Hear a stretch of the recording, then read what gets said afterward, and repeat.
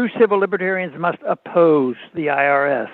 Progressives who work to end individual rights violations committed by the NSA, FBI, DEA, CIA, and other federal agencies usually overlook or even support the routine violations of Americans' rights by the IRS.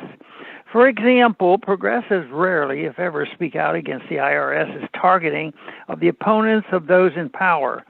When liberal Democrats control the White House, the IRS targets the advocates of free markets. When the hawkish Republicans are in power, the IRS targets anti-war activists. The Democrats' election reform legislation would require political organizations to divulge their top donors. Such donor disclosure requirements can be and have been used to intimidate donors from supporting controversial causes. Yet the requirements are supposed by many progressives in the name of getting big money out of politics.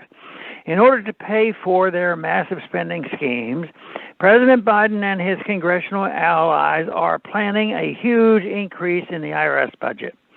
The declared purpose is to enable the tax agency to bring into the government much more money by ramping up efforts to identify and punish those not paying the proper amount of taxes. The tax code's complexity guarantees many innocent Americans will be caught in the IRS's expanded net. Yet progressives will support this because they favor the new social programs the new revenue will finance, and because they believe the IRS will only target billionaires and big corporations. The truth is that most of the new revenue will be collected from the middle class and working class. These Americans will be targeted because, unlike billionaires and big corporations, middle and working class Americans cannot afford legions of tax lawyers and accountants to level the playing field between them and the tax agency. They are more likely to simply give in to the IRS's demands. Waiters and waitresses may even be subjected to audits to ensure they are paying taxes on all their tips. Another frightening proposal is for the government to impose a mileage tax to fund highway construction.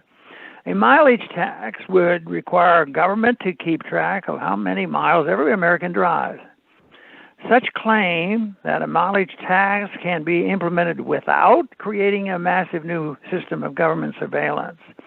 Even if this were true, anyone who expects the government not to use this new power for nefarious purposes needs to Google Edward Snowden.